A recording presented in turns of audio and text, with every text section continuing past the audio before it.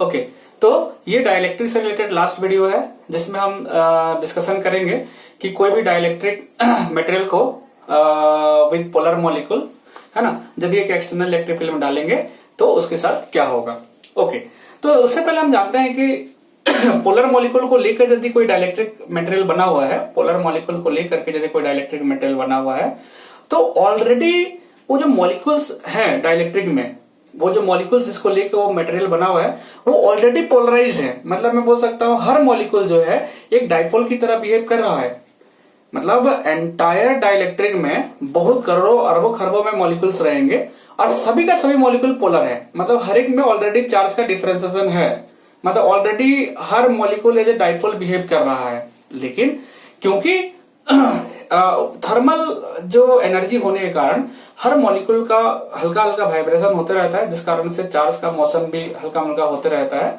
तो dielectric material में भले हर एक इंडिविजुअल मॉलिक्यूल्स का कुछ ना कुछ इंडिविजुअल मॉलिक्यूल कुछ ना कुछ डाइपोल मोमेंट होता है, बट यदि मैं सभी मॉलिक्यूल का डाइपोल मोमेंट को ऐड कर दूं तो इन केस में ऐसा हिसाब से सारे मॉलिक्यूल अरेंज होकर रहते हैं। इन केस ऑफ डाइलेक्ट्रिक वो टोटल डाइपोल मोमेंट को क्या कर देगा, वो जीरो कर देगा। मैं फिर से एक बार बोल दे रहा हूं कि हमने एक डाइलेक्ट्रिक मटेरियल लिया है और वो डाइलेक्ट्रिक मटेरियल में डेफिनेटली करोड़ों अरबों खरबों मॉलिक्यूल्स रहेंगे विद पोलर मॉलिक्यूल्स। बहुत सारे पोलर मॉलिक्यूल है मान के चलो।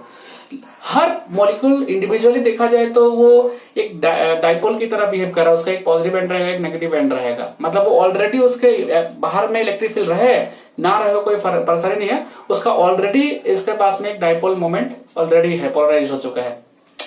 लेकिन जब मैं टोटल पर डाइलेक्ट्रिक को ऑब्जर्व करूंगा, पूरा मटेरियल को, उसमें करोड़ों मॉलिक्यूल्स रहेंगे। हर मॉलिक्यूल एज डाइलेक्ट्रिक, हर molecule as a dipole behave कर रहे हैं। लेकिन सभी मॉलिक्यूल का कॉम्बिनेशन ऐसा हिसाब से सारा मॉलिक्यूल अरेंज होकर रहते हैं इन केस ऑफ डाइलेक्ट्रिक, जैसा कि टोटल डाइपोल मोमेंट जो हो जाए वो जीरो हो जाए। मतलब इसका कारण ये होता है कि थर्मल एनर्जी प्रेजेंट रहता है और हर नॉर्मल कंडीशन में रूम टेम्परेचर बोलते हैं भाई, तो काफी ज्यादा हीट एनर्जी ऑलरेडी प्रेजेंट है एनवायरमेंट में। तो due to that thermal energy हर मॉलिक्यूल जो है ऐसा हिसाब से अरेंज हो जाते हैं इन केस ऑफ डाइलेक्ट्रिक, जैसा कि सारे इंडिविजुअल मॉलिक्यूल जो कि पहले पोलर ऑलरेडी है, वो इंडिविजुअल मॉलिक्यूल ऑलरेडी पोलर है। बट टोटल यदि मैं डाइपोल मोमेंट निकालने का बारी करूं, क्योंकि इंडिविजुअल मॉलिक्यूल कुछ ना कुछ डाइपोल मोमेंट रहेगा और हम जानते हैं आसपास में सारे मॉलिक्यूल्स हैं, सभी का डाइपोल मोमेंट कुछ ना कुछ रहेगा। लेकिन जब रिजल्टेंट निकालने का बारी है, वेक्टरली मैं इसको ऐड जब करूंगा तो फाइनली मेरे को ऐसा हिसाब से सारा मॉलिक्यूल अरेंज होकर रहता है जैसा कि नेट डाइपोल मोमेंट हो जाए zero in the absence of external electric field. बाहर यदि इलेक्ट्रिक फील्ड एब्सेंट है तो इस केस में तुमको देखने को ये मिलेगा, सारे मॉलिक्यूल ऐसा हिसाब से अरेंज होकर रहते हैं जैसा कि सभी एक दूसरे का डाइपोल मोमेंट को कैंसिल कर जा रहे हैं और फाइनली नेट डाइपोल मोमेंट वहां पे जीरो दिख रहा है। मतलब पूरा एज ए होल यदि तुम डाइलेक्ट्रिक को देखोगे तो तुमको ऐसा लगेगा कि उसमें नेट डाइपोल मोमेंट कुछ है ही नहीं। लेकिन इंडिविजुअल मॉलिक्यूल को देखोगे तो वो डेफिनेटली एक डाइपोल की तरह बिहेव कर रहा है, दैट्स व्हाई इसके बाद डाइपोल मोमेंट भी रहेगा। ओके, तो ये मैंने डायग्राम बनाया हुआ है।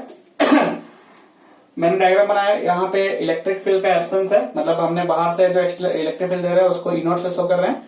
यहाँ पे बिल्कुल इलेक्ट्रिक फील्ड बाहर से कुछ महसूस नहीं हो रहा है, बाहर से दिया ही नहीं गया है।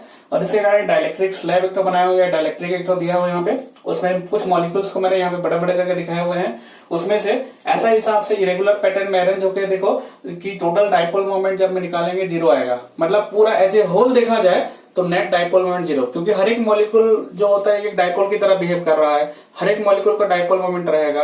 यदि मैं बोला रिजल्टेंट निकालना सभी का डाइपोल मोमेंट को वेक्टर एडिशन करना पड़ेगा। वो याद करो a square plus b square plus 2ab cos theta ऐसा सब लेके सॉल्व करेंगे तो फाइनली लास्ट में देखना पड़ेगा पर ऐसा हिसाब से मॉलिक्यूल अरेंज हो गए हैं कि नेट डाइपोल मोमेंट जीरो दिखा रहा है। मतलब यहाँ पे कोई प्रकार का पोलराइजेशन स्टार्ट नहीं हुआ है। ठीक है, सेकंड डायग्राम देखो। मैंने क्या किया है, बाहर से मान लो एक्सटर्नल इलेक्ट्रिक फील्ड प्रोवाइड किया।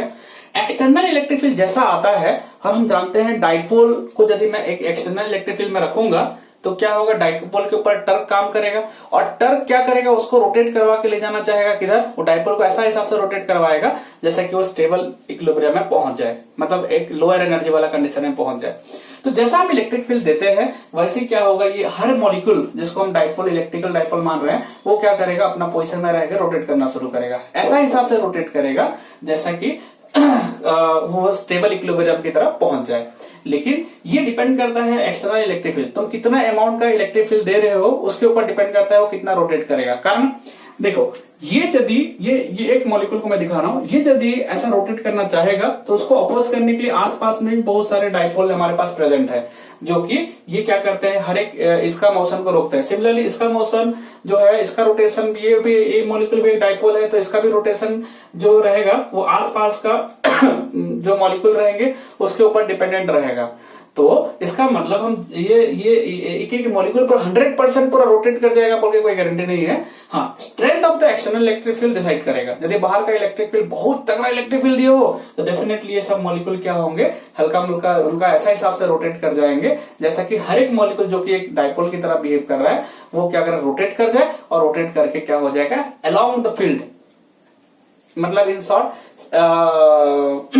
सारे का सारे मॉलिक्यूल ऐसा हिसाब से अरेंज हो जाएंगे कि एक्सटर्नल इलेक्ट्रिक फील्ड के थ्रू से अलाइन हो जाए, और फाइनली क्या होगा, सभी का सभी सीधा सीधा हो जाएंगे। कब होगा ये पॉसिबल, जब बहुत ज्यादा स्ट्रॉन्ग इलेक्ट्रिक फील्ड दोगे, वीक इलेक्ट्रिक फील्ड प्रोवाइड करोगे तो ये जैसा पूरा एकदम इंक्लाइन होके थे, अभी क्या टेढ़ा मेढ़ा होके थे, हल्का मुल्का वो अरेंजमेंट होना शुरू हो गया है।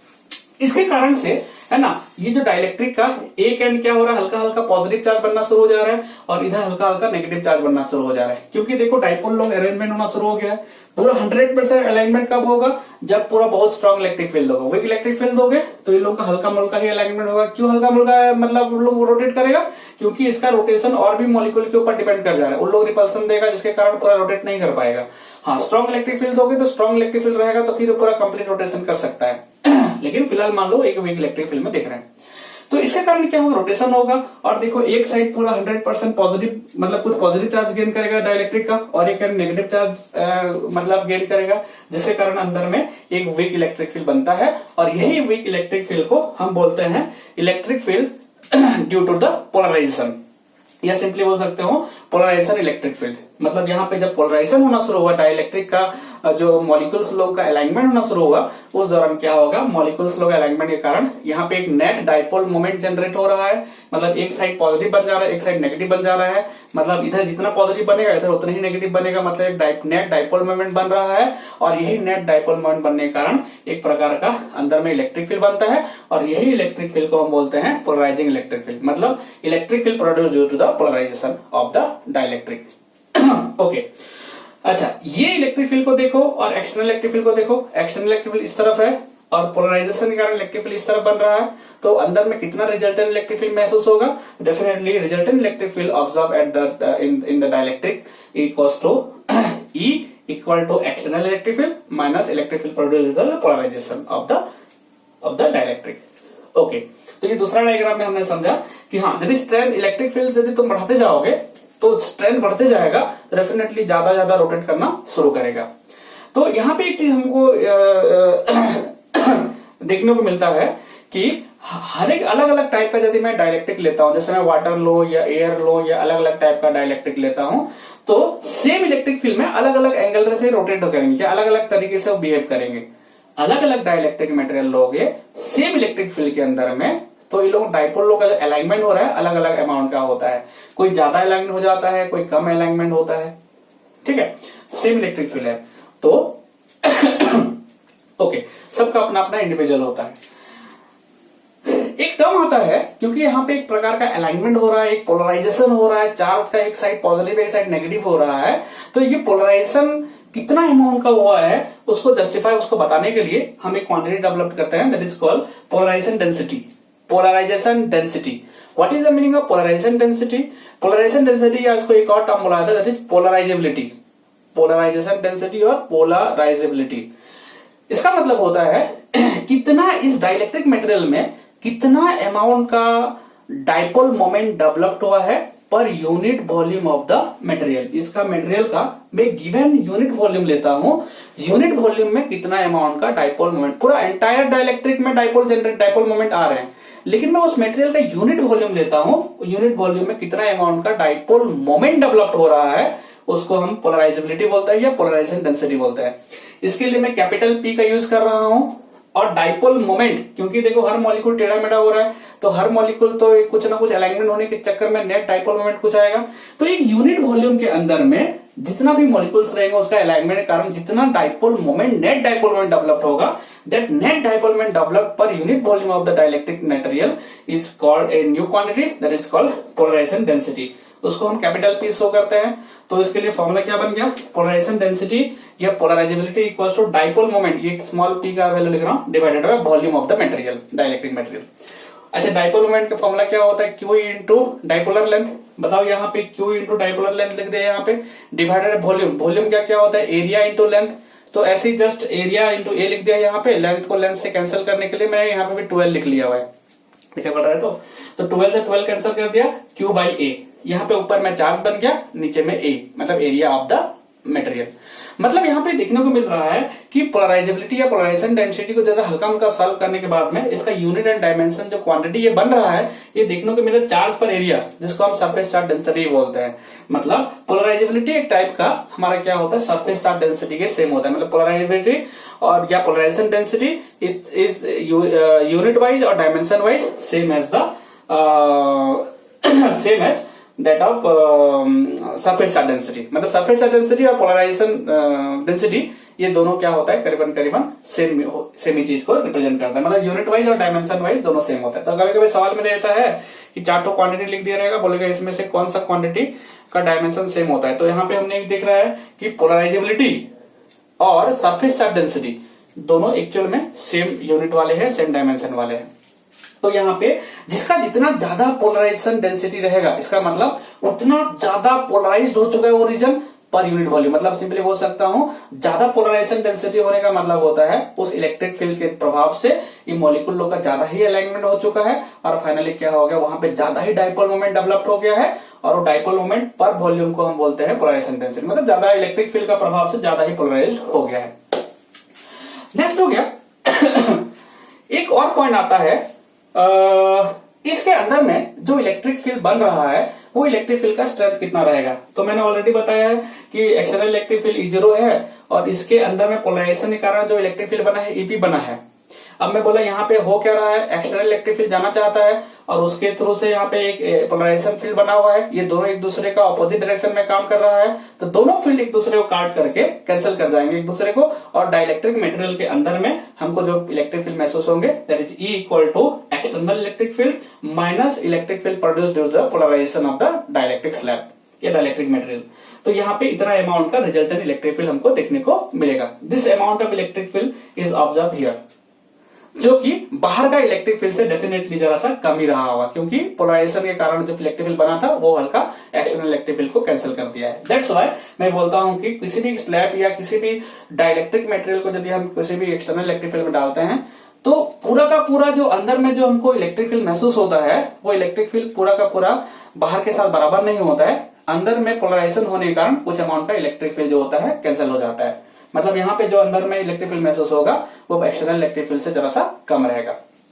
ओके, नेक्स्ट होता है यहाँ पे हम ने बोला कि चलो ठीक है, इसके अंदर में कितना स्ट्रेंथ का इलेक्ट्रिक फील्ड बना है, ई का वैल्यू बताओ। तो ई का वैल्यू हम जानते हैं, यहाँ से एक रिलेशन हमने ऑलरेडी स्टार्टिंग में ही पढ़ के रखा हुआ था कि एक्सटर्नल, इसको देखने से समझ में आया, जितना स्ट्रेंथ का इलेक्ट्रिक फील्ड बाहर से तुम दोगे यहाँ पे उतना ही ज्यादा इलेक्ट्रिक फील्ड बनेगा। कैसा, जितना ज्यादा स्ट्रेंथ का इलेक्ट्रिक फील्ड देंगे उतना ज्यादा पोलराइजेशन होगा यहाँ पे, और उस हिसाब से क्या होगा, उस मतलब रिजल्टेंट इलेक्ट्रिक फील्ड नहीं, मतलब यहाँ पे जो पोलराइज्ड इलेक्ट्रिक फील्ड रहेगा वो उतना ज्यादा होगा। मतलब एक्सटर्नल इलेक्ट्रिक फील्ड जितना ज्यादा दोगे उतना ही ज्यादा अमाउंट का पोलराइज्ड इलेक्ट्रिक फील्ड बनने वाला है। जितना ज्यादा अमाउंट का इलेक्ट्रिक फील्ड बाहर का रहेगा उतने ही ज्यादा पोलराइज्ड EP, उतने ही ज्यादा पोलराइज्ड इलेक्ट्रिक फील्ड बनने वाला है, और उससे क्या होगा, रिजल्टेंट इलेक्ट्रिक फील्ड डेफिनेटली घटेगा। अब देखो यहाँ पे, तो अब मैं बोल रहा हूं सवाल में कि यहाँ पे कितना अमाउंट का इलेक्ट्रिक फील्ड हमको महसूस होने वाला है। ठीक है, तो यहाँ पे कितना अमाउंट का इलेक्ट्रिक फील्ड हमको महसूस होने वाला है, तो ये डायरेक्टली भी याद कर सकते हो, electric field observe at this point, मतलब इन स्लैब, क्योंकि बाहर में तो E0 है, तो अंदर में कितना महसूस होगा, तो अंदर का इलेक्ट्रिक फील्ड इंटेंसिटी, इसको डायरेक्टली तुम याद कर सकते हो, electric field intensity observe in this region, resultant electric field intensity. इसको जरा सा मैं मिटा देता हूँ, इसको जरा सा और डायरेक्ट इतने तक, ठीक है। तो resultant electric field observe in this material will be equal to, सीधा से डायरेक्टली इसको लिख सकते हो, E0 मतलब बाहर का इलेक्ट्रिक फील्ड इंटेंसिटी कितना है, डिवाइडेड बाय K, मतलब टोटल इलेक्ट्रिक फील्ड बाहर से